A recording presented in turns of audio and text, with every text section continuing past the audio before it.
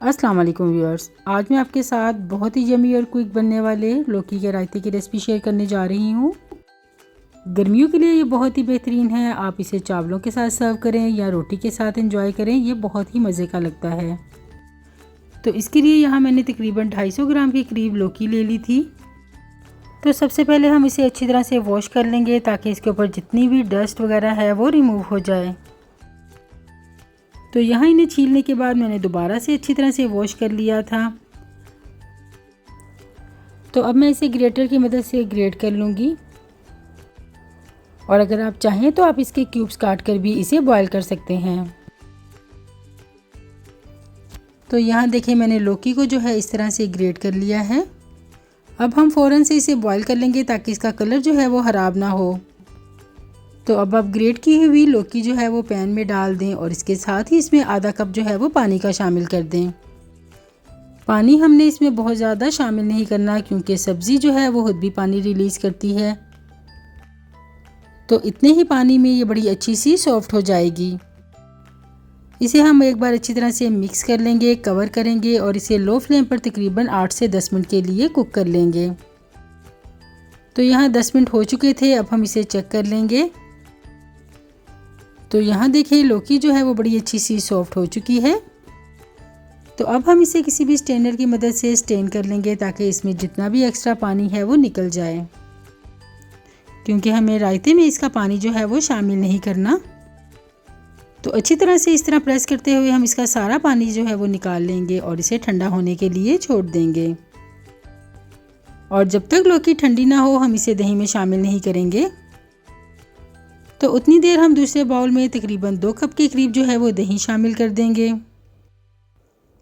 मैंने यहाँ पर तकरीबन आधा किलो दही ले ली थी। तो सबसे पहले हम इसे अच्छी तरह से बीट कर लेंगे। तो जब भी आपको रायता बनाना हो तो आपको दही को अच्छी तरह से फेंट लें ताकि बड़ा अच्छा सा क्रीमी टेक्सचर का दही हमारा तैयार हो जाए। अब मैं इसमें एक छोटे साइज़ का टमाटर, जिसके मैंने बीज निकाल दिए थे, क्यूब्स में काट कर वो डाल दूँगी। साथ ही इसमें क्यूब्स में कटा हुआ एक खीरा शामिल कर दें। इसके साथ ही एक छोटी प्याज चॉप करके डाल दें। 2 से 3 बारीक कटी हुई हरी मिर्चें और इसके साथ ही कुछ धनिए के पत्ते इसमें शामिल कर दें। अब यहाँ पर लौकी हमारी बड़ी अच्छी सी ठंडी हो चुकी है, इसे हम दही में शामिल कर देंगे। और अब हम इसमें हाफ़ टी स्पून या आप अपने टेस्ट के मुताबिक इसमें नमक शामिल कर दें, half teaspoon red chilli powder और 1 टीस्पून चाट मसाला डाल दें। अच्छी तरह से इन सब चीज़ों को मिक्स कर लें। और अगर आप मिर्चें कम खाना पसंद करते हैं तो आप इसमें रेड चिली पाउडर जो है वो स्किप कर दें। तो अभी हम इसमें एक और मसाला शामिल करेंगे जिससे इसका टेस्ट जो है वो और भी बढ़ जाएगा। तो यहाँ सबसे पहले हम इन मसालों के साथ इसे अच्छी तरह से मिक्स कर लेंगे। तो अब रायते के टेस्ट को और ज़्यादा इन्हेंस करने के लिए हम इसमें शामिल करेंगे 1 टीस्पून सफ़ेद ज़ीरा। तो जब भी आप रायते में ज़ीरा जो है वो ऐड करें तो इसे क्रश कर लें। फ्रेश क्रश करने से इसमें बड़ी अच्छी सी खुशबू आना स्टार्ट हो जाएगी जो आपके रायते के टेस्ट को और भी ज़्यादा बढ़ा देगी।